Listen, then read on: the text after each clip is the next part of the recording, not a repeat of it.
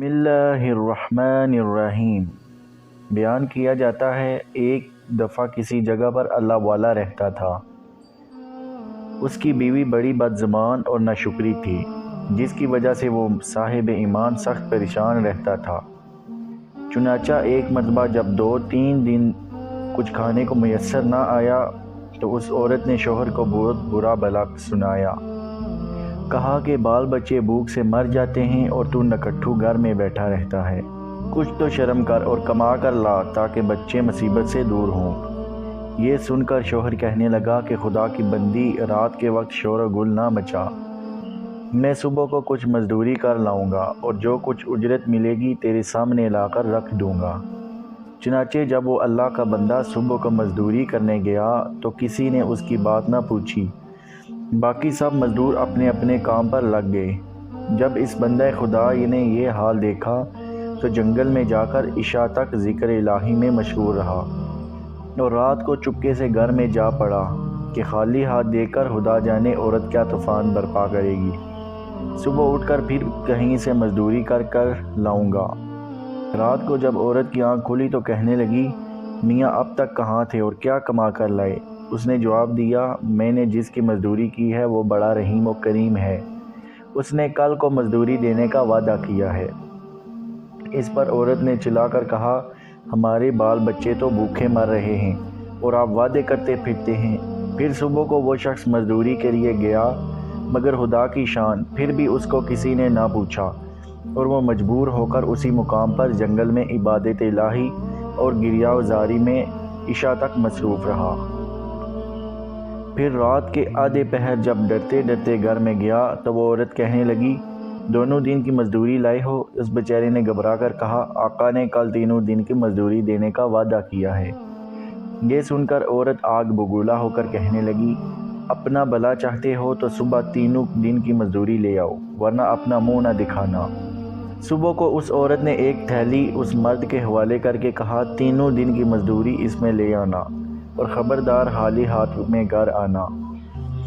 یہ سن کر اس بندہ خدا کی نظر عالم اسباب سے اٹھ کر مسبب حقیقی کی طرف جا پڑی اور اسی وقت سیدھا جنگل میں جا کر عبادت الہی میں مشغول ہو گیا۔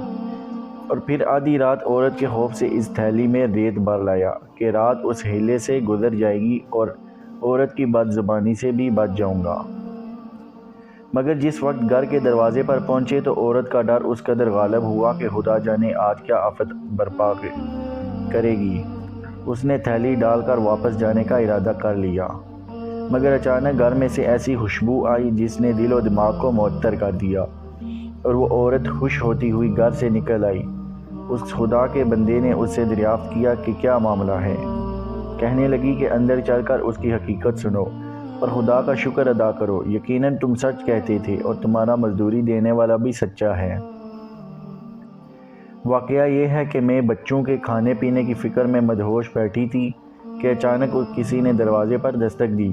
میں نے جا کر خدا کو دیکھا کہ ایک سبز پوش دروازے پر کھڑا کہہ رہا ہے، لے اپنے شوہر کے 3 دن کی مزدوری لے لے اور اب اس کو کچھ ایذا نہ دینا اور اس سے کہہ دینا کہ جس قدر تو نے مزدوری کی تھی اس قدر اجرت مل گئی، زیادہ کرتا تو اور زیادہ پاتا، آئندہ اس کا خیال رکھنا۔ اور اس نے مجھے یہ تھیلی دے دی جس میں 50 درہم ہیں۔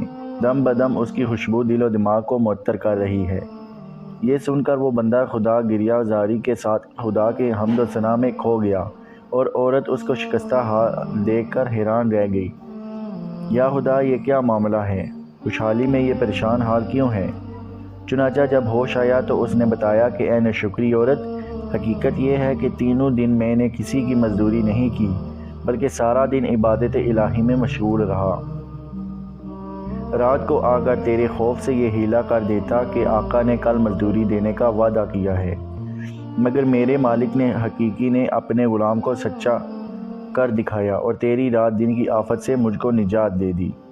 اس پر جتنا بھی اس کا شکر ادا کروں کم ہے۔ دیکھ، آج اس تھیلی میں تیرے ڈر سے ریت بھر کر لایا ہوں، تو اس کو خالی کر لے اور ریت کو پھینک دے۔